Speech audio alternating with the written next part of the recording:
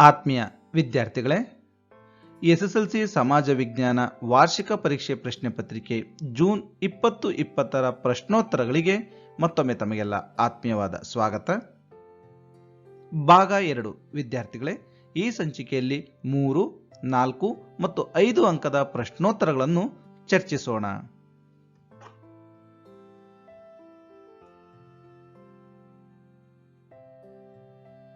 ಮೂರು ಅಂಕದ ಪ್ರಶ್ನೋತ್ತರಗಳು.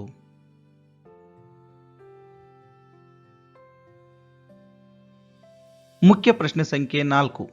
ಈ ಕೆಳಗಿನ ಪ್ರತಿಯೊಂದು ಪ್ರಶ್ನೆಗೂ 6 ವಾಕ್ಯಗಳಲ್ಲಿ ಉತ್ತರಿಸಿ.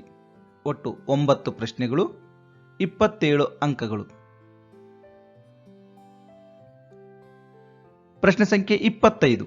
ಬ್ರಿಟಿಷ್ ಶಿಕ್ಷಣದ ಪ್ರಭಾವದಿಂದ ಉಂಟಾದ ಅಭಿರುಚಿ ಮತ್ತು ಆಲೋಚನೆಗಳು ಭಾರತದಲ್ಲಿ ಹೊಸ ತಲೆಮಾರುಗಳ ಸೃಷ್ಟಿಗೆ ಹೇಗೆ ಕಾರಣವಾದವು? ಉತ್ತರ: ಆಧುನಿಕತೆ, ಜಾತ್ಯತೀತತೆ, ಪ್ರಜಾಪ್ರಭುತ್ವ ಮೊದಲಾದ ಪರಿಕಲ್ಪನೆಗಳ ಪರಿಚಯವಾಯಿತು. ರಾಷ್ಟ್ರೀಯವಾದಿ ದೃಷ್ಟಿಕೋನಗಳು ಬೆಳೆಯಲಾರಂಭಿಸಿದವು. ಸ್ಥಳೀಯ ಭಾಷೆಗಳು ಮತ್ತು ಸಾಹಿತ್ಯಕ್ಕೆ ಪ್ರೋತ್ಸಾಹ ದೊರೆಯಿತು. ವಿದ್ಯಾವಂತ ವರ್ಗದ ಆಲೋಚನಾ ಕ್ರಮದಲ್ಲಿ ಏಕತೆಯ ಸ್ವರೂಪ ಬೆಳೆಯಲಾರಂಭಿಸಿತು. ವೃತ್ತಪತ್ರಿಕೆಗಳು ಹುಟ್ಟಿ ಬೆಳೆಯತೊಡಗಿದವು. ಹೊಸ ಸಾಮಾಜಿಕ ಮತ್ತು ಧಾರ್ಮಿಕ ಸುಧಾರಣಾ ಚಳುವಳಿಗಳು ಹುಟ್ಟಿಕೊಂಡವು. ಭಾರತೀಯ ವಿದ್ಯಾವಂತರ ಆಲೋಚನಾ ಕ್ರಮದಲ್ಲಿ ನಾವೀನ್ಯತೆ ಉಂಟಾಯಿತು. ಜಗತ್ತಿನಾದ್ಯಂತ ನಡೆಯುತ್ತಿದ್ದ ಸ್ವಾತಂತ್ರ್ಯ ಚಳುವಳಿಗಳ ಪ್ರಭಾವ ಭಾರತೀಯರ ಮೇಲೂ ಆಯಿತು. ಭಾರತೀಯರು ತಮ್ಮ ಸಾಂಸ್ಕೃತಿಕ ಪರಂಪರೆಯನ್ನು ಅರಿತುಕೊಳ್ಳಲು ಸಾಧ್ಯವಾಯಿತು.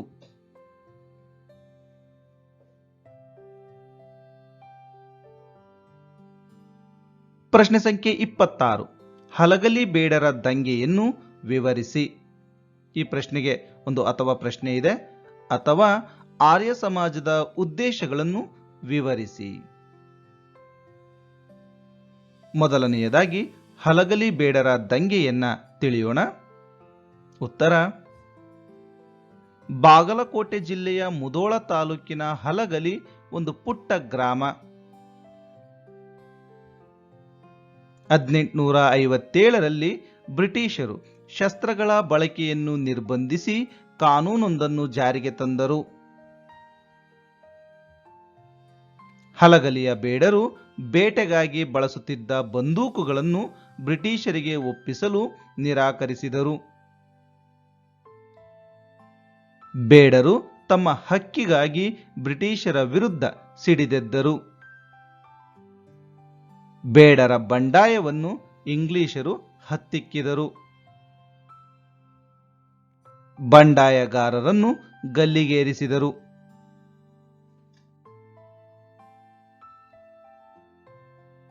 ಅಥವಾ ಪ್ರಶ್ನೆ: ಆರ್ಯ ಸಮಾಜದ ಉದ್ದೇಶಗಳನ್ನು ವಿವರಿಸಿ.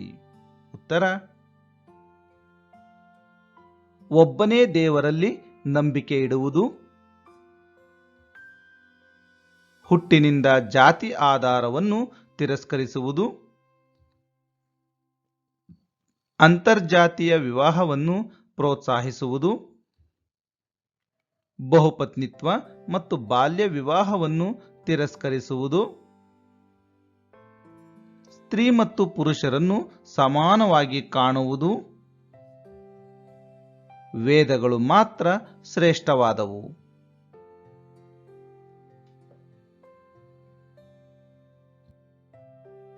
ಪ್ರಶ್ನೆ ಸಂಖ್ಯೆ 27.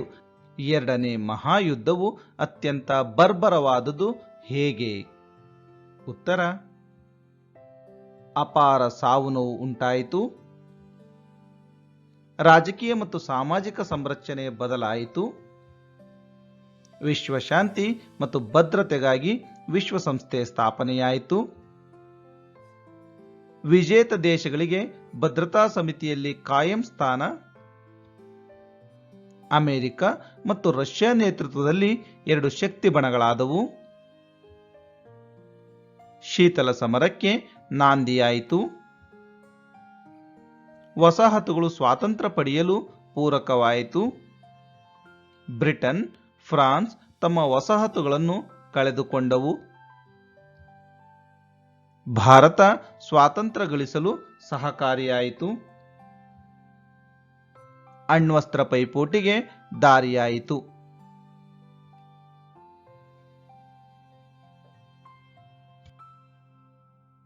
ಪ್ರಶ್ನೆ ಸಂಖ್ಯೆ 28. ಭಾರತದ ಆಂತರಿಕ ಸಮಸ್ಯೆಯಾಗಿರುವ ಕೋಮುವಾದದ ನಿವಾರಣೆಗೆ ನಿಮ್ಮ ಸಲಹೆಗಳೇನು? ಉತ್ತರ: ಸಮಾನ ನಾಗರಿಕ ಸಂಹಿತೆ ಜಾರಿಗೊಳಿಸುವುದು, ನಾಗರಿಕರನ್ನು ಸಮಾನ ದೃಷ್ಟಿಯಿಂದ ಕಾಣುವುದು,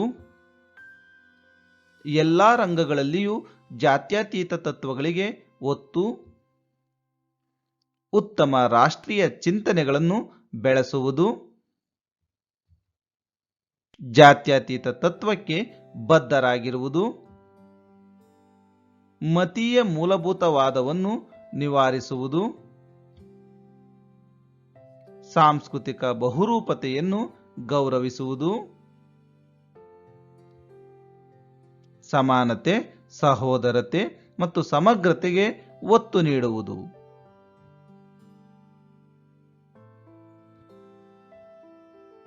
ಪ್ರಶ್ನೆ ಸಂಖ್ಯೆ 29. ಸಂಘಟಿತ ವಲಯ ಮತ್ತು ಅಸಂಘಟಿತ ವಲಯದ ದುಡಿಮೆಗಾರರನ್ನು ವ್ಯತ್ಯಯಿಸಿ. ಉತ್ತರ: ಸಂಘಟಿತ ಕೆಲಸಗಾರರು, ಅಸಂಘಟಿತ ಕೆಲಸಗಾರರು. ಕಾನೂನಿನ ನಿಯಂತ್ರಣಕ್ಕೆ ಒಳಪಟ್ಟಿರುತ್ತಾರೆ, ಕಾನೂನಿನ ನಿಯಂತ್ರಣಕ್ಕೆ ಒಳಪಡುವುದಿಲ್ಲ. ನಿಗದಿತ ಕೆಲಸದಲ್ಲಿ ತೊಡಗಿರುತ್ತಾರೆ, ವಿವಿಧ ಕೆಲಸಗಳಲ್ಲಿ ತೊಡಗಿರುತ್ತಾರೆ. ಉದ್ಯೋಗದ ಭದ್ರತೆ ಇರುತ್ತದೆ, ಯಾವುದೇ ಉದ್ಯೋಗದ ಭದ್ರತೆ ಇರುವುದಿಲ್ಲ. ತೆರಿಗೆ ವ್ಯಾಪ್ತಿಗೆ ಒಳಪಟ್ಟಿರುತ್ತಾರೆ, ತೆರಿಗೆ ವ್ಯಾಪ್ತಿಗೆ ಒಳಪಡುವುದಿಲ್ಲ.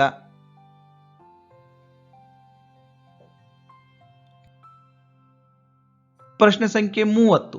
ಸಾರಿಗೆ ಮತ್ತು ಸಂಪರ್ಕ ಮಾಧ್ಯಮಗಳ ಪ್ರಾಮುಖ್ಯತೆ ಏನು? ಇದಕ್ಕೆ ಅಥವಾ ಪ್ರಶ್ನೆ ಇದೆ, ಅಥವಾ ಕೈಗಾರಿಕೆಗಳ ಸ್ಥಾನೀಕರಣವನ್ನು ನಿರ್ಧರಿಸುವ ಅಂಶಗಳನ್ನು ತಿಳಿಸಿ. ಮೊದಲನೆಯದಾಗಿ ಸಾರಿಗೆ ಸಂಪರ್ಕ ಮಾಧ್ಯಮಗಳ ಪ್ರಾಮುಖ್ಯತೆಯನ್ನು ತಿಳಿಯೋಣ. ಸಾರಿಗೆಯ ಮಹತ್ವ: ಪ್ರಥಮ, ದ್ವಿತೀಯ ಮತ್ತು ತೃತೀಯ ಕ್ಷೇತ್ರದ ಅಭಿವೃದ್ಧಿ, ಸುಲಭ ದರದ ಸಾರಿಗೆ ಸೌಲಭ್ಯ, ಮಾರುಕಟ್ಟೆಯ ವಿಸ್ತರಣೆ. ಸಂಪರ್ಕ ಮಾಧ್ಯಮದ ಮಹತ್ವ: ಸರ್ಕಾರದ ನೀತಿ ನಿಯಮ ಮತ್ತು ಅಭಿವೃದ್ಧಿ ಕಾರ್ಯಕ್ರಮಗಳ ಅರಿವು ಮೂಡಿಸುವುದು, ನೈಸರ್ಗಿಕ ವಿಪತ್ತು ಮತ್ತು ವಿನಾಶಗಳು, ಹವಾಗುಣ ಮುನ್ಸೂಚನೆಗಳನ್ನು ತಿಳಿಯಲು ಸಹಾಯಕವಾಗುವುದು, ವ್ಯಾಪಾರ, ವಾಣಿಜ್ಯ, ಕೈಗಾರಿಕೆ, ಕೃಷಿ ಇತ್ಯಾದಿಗಳ ಅಭಿವೃದ್ಧಿಗೆ ನೆರವಾಗುವುದು, ಮನರಂಜನೆ, ಪ್ರಪಂಚದ ದಿನನಿತ್ಯದ ಮಾಹಿತಿಯನ್ನು ಪೂರೈಸುತ್ತದೆ.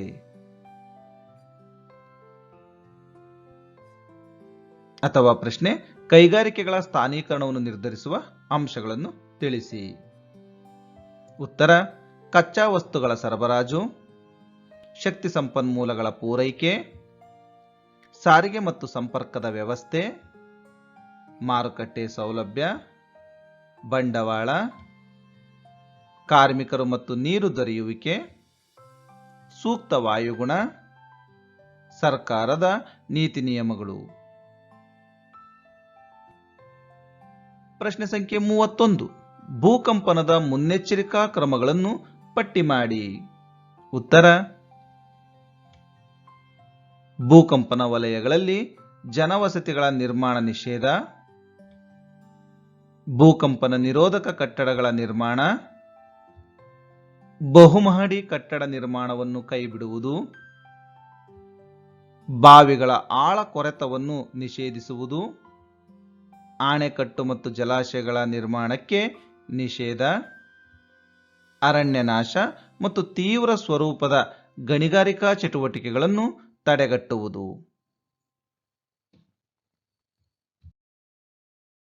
ಪ್ರಶ್ನೆ ಸಂಖ್ಯೆ 32. ಭಾರತದಲ್ಲಿ ಜಾರಿಯಲ್ಲಿರುವ ಪಂಚಾಯತ್ ರಾಜ್ ವ್ಯವಸ್ಥೆಯ ಪ್ರಮುಖ ಗುಣಲಕ್ಷಣಗಳು ಯಾವುವು? ಅಥವಾ ಪ್ರಶ್ನೆ, ಭಾರತೀಯ ರಿಸರ್ವ್ ಬ್ಯಾಂಕಿನ ಕಾರ್ಯಗಳು ಯಾವುವು? ಮೊದಲು ಪಂಚಾಯತ್ ರಾಜ್ ವ್ಯವಸ್ಥೆಯ ಲಕ್ಷಣಗಳನ್ನು ನೋಡೋಣ. ಉತ್ತರ: 3 ಹಂತದ ಪಂಚಾಯಿತಿ ವ್ಯವಸ್ಥೆ, ನೇರ ಹಾಗೂ ನಿಯಮಿತ ಚುನಾವಣೆಗಳು, ವಿವಿಧ ವರ್ಗಗಳಿಗೆ ಮೀಸಲಾತಿ, ಹಣಕಾಸು, ಆಡಳಿತಾತ್ಮಕ ಮೊದಲಾದ ಜವಾಬ್ದಾರಿ, ಕಾರ್ಯನಿರ್ವಾಹಕ ಮತ್ತು ಇತರೆ ಸಿಬ್ಬಂದಿ ನೀಡಿಕೆ, ಪಂಚಾಯತ್ ವಿಸರ್ಜನೆಗೆ ಕಟ್ಟುನಿಟ್ಟಿನ ಕ್ರಮಗಳು, ವಿಸರ್ಜನೆಗೊಂಡ 6 ತಿಂಗಳೊಳಗೆ ಕಡ್ಡಾಯ ಚುನಾವಣೆ. ಈಗ ನಾವು ರಿಸರ್ವ್ ಬ್ಯಾಂಕಿನ ಮುಖ್ಯ ಕಾರ್ಯಗಳನ್ನು ನೋಡೋಣ. ನೋಟು ಚಲಾವಣೆಯ ಏಕಸ್ವಾಮ್ಯ, ಸರ್ಕಾರದ ಬ್ಯಾಂಕ್ ಆಗಿ ಕಾರ್ಯನಿರ್ವಹಣೆ, ಬ್ಯಾಂಕುಗಳ ಬ್ಯಾಂಕ್ ಆಗಿ ಕಾರ್ಯನಿರ್ವಹಣೆ, ರಾಷ್ಟ್ರೀಯ ಸಂದಾಯ ಕೇಂದ್ರವಾಗಿ ಕಾರ್ಯನಿರ್ವಹಣೆ, ಸಾಲ ಪ್ರಮಾಣದ ನಿಯಂತ್ರಕ, ವಿದೇಶಿ ವಿನಿಮಯ ಸಂಗ್ರಹದ ಮೇಲ್ವಿಚಾರಕ, ಬ್ಯಾಂಕಿಂಗ್ ಹವ್ಯಾಸದ ಅಭಿವೃದ್ಧಿ.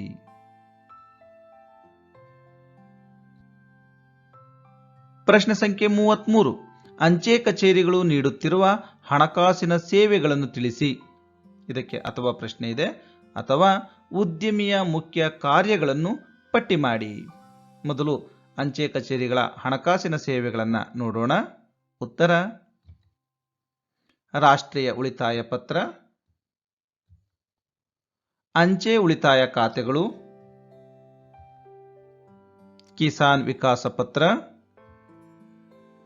ಆವರ್ತ ಠೇವಣಿಗಳು, ಅಂಚೆ ವಿಮೆ,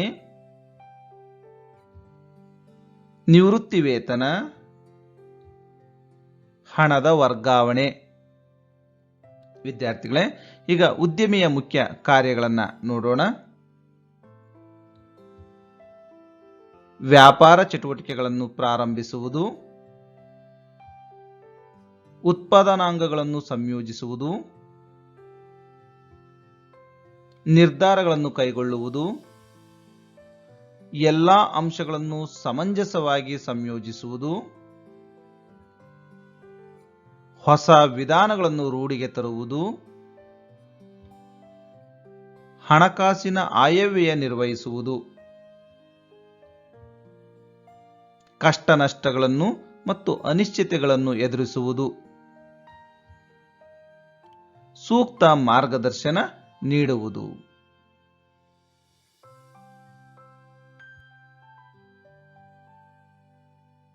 ನಾಲ್ಕು ಅಂಕದ ಪ್ರಶ್ನೋತ್ತರಗಳು.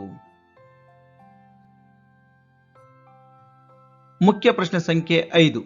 ಈ ಕೆಳಗಿನ ಪ್ರತಿಯೊಂದು ಪ್ರಶ್ನೆಗೂ 8 ರಿಂದ 10 ವಾಕ್ಯಗಳಲ್ಲಿ ಉತ್ತರಿಸಿ. 4 ಪ್ರಶ್ನೆಗಳು, ಒಟ್ಟು 16 ಅಂಕಗಳು. ಪ್ರಶ್ನೆ ಸಂಖ್ಯೆ 34. 1857ರ ಪ್ರಥಮ ಸ್ವಾತಂತ್ರ್ಯ ಸಂಗ್ರಾಮವು ವಿಫಲವಾಗಲು ಕಾರಣಗಳನ್ನು ವಿವರಿಸಿ. ಉತ್ತರ: ಸ್ವಾಹಿತಾಸಕ್ತಿ ಮತ್ತು ಹಕ್ಕಿಗಾಗಿ ನಡೆದ ದಂಗೆ, ಅನಿರೀಕ್ಷಿತ ಕಾರಣಗಳಿಂದ ಪ್ರೇರಿತ ದಂಗೆ, ಭಾರತೀಯ ಸೈನಿಕರಲ್ಲಿದ್ದ ಭಿನ್ನತೆಗಳು, ಸೂಕ್ತ ಮಾರ್ಗದರ್ಶನ ಮತ್ತು ಸಂಘಟನೆಯ ಕೊರತೆ, ಸೂಕ್ತ ನಾಯಕತ್ವ ಮತ್ತು ಶಿಸ್ತಿನ ಕೊರತೆ, ಸೂಕ್ತ ಯುದ್ಧ ತಂತ್ರ ಮತ್ತು ಸೈನಿಕ ಪರಿಣಿತಿ ಕೊರತೆ, ಅನೇಕ ದೇಶೀಯ ರಾಜರಿಂದ ಬ್ರಿಟಿಷರಿಗೆ ಬೆಂಬಲ, ದಂಗೆ ಭಾರತದಾದ್ಯಂತ ವ್ಯಾಪಿಸಿರಲಿಲ್ಲ. ಹೋರಾಟಗಾರರಲ್ಲಿ ನಿಶ್ಚಿತ ಗುರಿ ಇರಲಿಲ್ಲ. ಲೂಟಿಗಳ ಮೂಲಕ ಸಿಪಾಯಿಗಳು ಜನಬೆಂಬಲ ಕಳೆದುಕೊಂಡರು.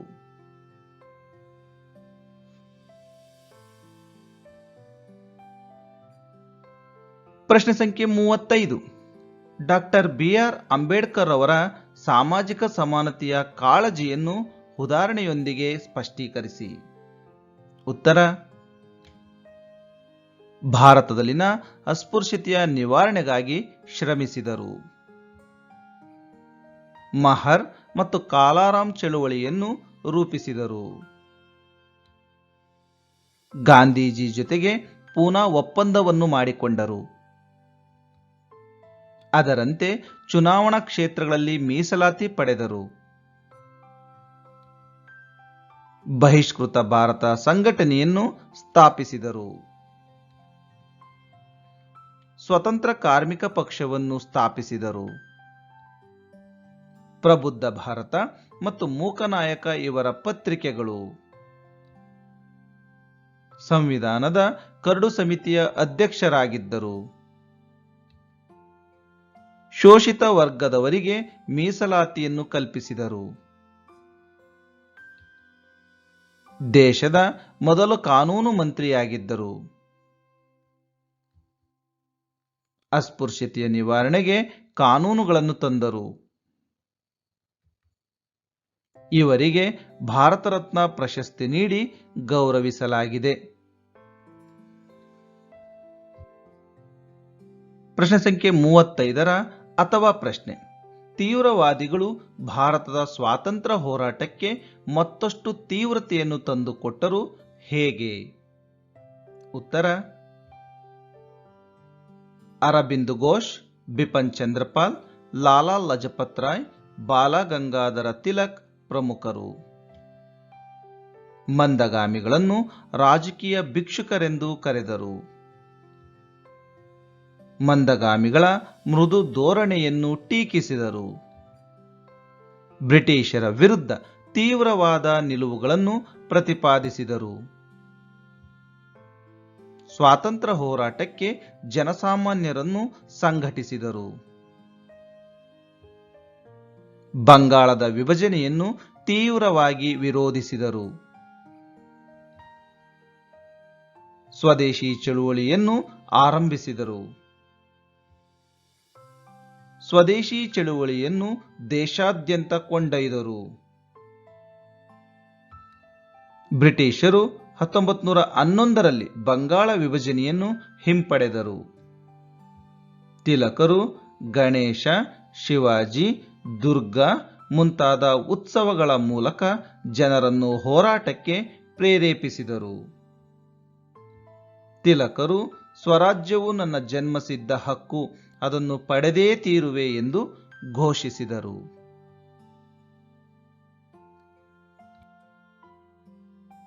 ಪ್ರಶ್ನೆ ಸಂಖ್ಯೆ 36. ಸಿಂಧೂ ಬಯಲಿನ ನಾಗರಿಕತೆಯಿಂದ ಪ್ರಾರಂಭಿಸಿ ಇತ್ತೀಚಿನವರೆಗಿನ ಭಾರತ ಮತ್ತು ಚೀನಾಗಳ ಸಂಬಂಧವನ್ನು ವಿವರಿಸಿ. ಉತ್ತರ: ಸಿಂಧೂ ನದಿ ಬಯಲಿನ ನಾಗರಿಕತೆಯ ಕಾಲದಿಂದ ಚೀನಾದೊಂದಿಗಿನ ಸಂಬಂಧವನ್ನು ಕಾಣಬಹುದು. ಭಾರತದಲ್ಲಿ ಉದಯಿಸಿದ ಬೌದ್ಧ ಧರ್ಮವು ಪ್ರಸ್ತುತ ಚೀನಾದಲ್ಲಿ ಪ್ರಸಾರಗೊಂಡಿರುವುದು. ಭಾರತದಲ್ಲಿನ ರಾಜರುಗಳು ಚೀನಾದ ಹಲವು ರಾಜವಂಶಗಳೊಂದಿಗೆ ಉತ್ತಮ ವ್ಯಾಪಾರ ಸಂಪರ್ಕಗಳನ್ನು ಹೊಂದಿದ್ದರು. ಈ ದೇಶಗಳ ನಡುವಿನ ವ್ಯಾಪಾರ ಸಂಬಂಧವನ್ನು ಕೌಟಿಲ್ಯನ ಅರ್ಥಶಾಸ್ತ್ರದಲ್ಲಿ ಉಲ್ಲೇಖಿಸಲಾಗಿದೆ. ಸಂಬಂಧಕ್ಕೆ ಧಕ್ಕೆ ತಂದ ಅಂಶಗಳು: ಟಿಬೆಟ್ ವಿವಾದ, 1962ರ ಭಾರತ ಮತ್ತು ಚೀನಾ ಯುದ್ಧ, ಗಡಿ ವಿವಾದ, ಅರುಣಾಚಲ ಪ್ರದೇಶ ತನ್ನದೆನ್ನುತ್ತಿರುವ ಚೀನಾ ವಾದ. ಸಂಬಂಧ ಸುಧಾರಣಾ ಕ್ರಮಗಳು: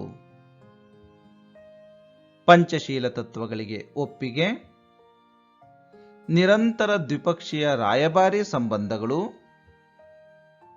1980ರ ನಂತರ ದೊಡ್ಡ ಮಟ್ಟದ ವ್ಯಾಪಾರ ಸಂಬಂಧ. ಬ್ರಿಕ್ಸ್ ರಾಷ್ಟ್ರಗಳ ಒಕ್ಕೂಟ ರಚನೆ.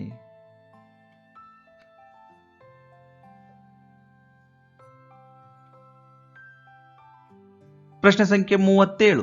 ನಮ್ಮ ದೇಶದ ಆರ್ಥಿಕಾಭಿವೃದ್ಧಿಯಲ್ಲಿ ಕೃಷಿಯ ಪ್ರಾಮುಖ್ಯತೆ ಏನು?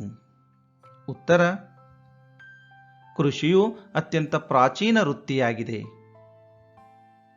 ಆರ್ಥಿಕ ಅಭಿವೃದ್ಧಿ ಕೃಷಿಯ ಪ್ರಗತಿಯನ್ನಾಧರಿಸಿದೆ. ಜೀವನಾಧಾರಿತ ಪ್ರಮುಖ ಮೂಲವಾಗಿದೆ. ಜನ ಮತ್ತು ಜಾನುವಾರುಗಳಿಗೆ ಆಹಾರದ ಮೂಲವಾಗಿದೆ. ರಾಷ್ಟ್ರೀಯ ಆದಾಯದ ಮೂಲ ಆಕರವಾಗಿದೆ.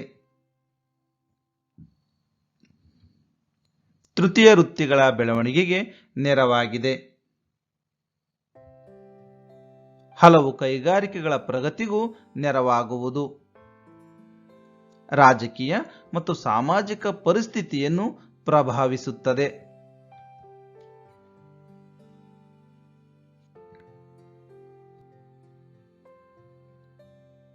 ಐದು ಅಂಕದ ಪ್ರಶ್ನೋತ್ತರ. ಮುಖ್ಯ ಪ್ರಶ್ನೆ ಸಂಖ್ಯೆ 6. ಪ್ರಶ್ನೆ ಸಂಖ್ಯೆ 38. ಭಾರತದ ನಕ್ಷೆಯನ್ನು ಬರೆದು ಇವುಗಳನ್ನು ಗುರುತಿಸಿ. ಒಟ್ಟು 5 ಅಂಕಗಳು. ಎ 23.5 ಡಿಗ್ರಿ ಉತ್ತರ ಅಕ್ಷಾಂಶ, B Gobind Sagar, C Bombay high, D Thoothukudi. ವಿದ್ಯಾರ್ಥಿಗಳೇ, ನೀವು ಒಂದು ಸುಂದರವಾದ ನಕ್ಷೆಯನ್ನ ಬರಿಬೇಕಾಗುತ್ತೆ. ವಿದ್ಯಾರ್ಥಿಗಳೇ, ನಾನು ಡಿಸ್ಕ್ರಿಪ್ಷನ್ ಬಾಕ್ಸ್ ಅಲ್ಲಿ ಭಾರತದ ನಕ್ಷೆ ಬರೆಯುವ ಸರಳ ವಿಧಾನದ ಒಂದು ವಿಡಿಯೋ ಲಿಂಕ್ ಅನ್ನು ಕೊಟ್ಟಿದ್ದೇನೆ. ಅದನ್ನು ನೋಡಿಬಿಟ್ಟು ನೀವು ಭಾರತದ ನಕ್ಷೆ ಬರೆಯೋದನ್ನ ಪ್ರಾಕ್ಟೀಸ್ ಮಾಡಬಹುದು. ಬನ್ನಿ ಈಗ ಸ್ಥಳಗಳನ್ನು ಗುರುತಿಸೋಣ. ಮೊದಲನೆಯದಾಗಿ 23.5 ಡಿಗ್ರಿ ಉತ್ತರ ಅಕ್ಷಾಂಶ, B Gobind Sagar, C Bombay high, D Thoothukudi.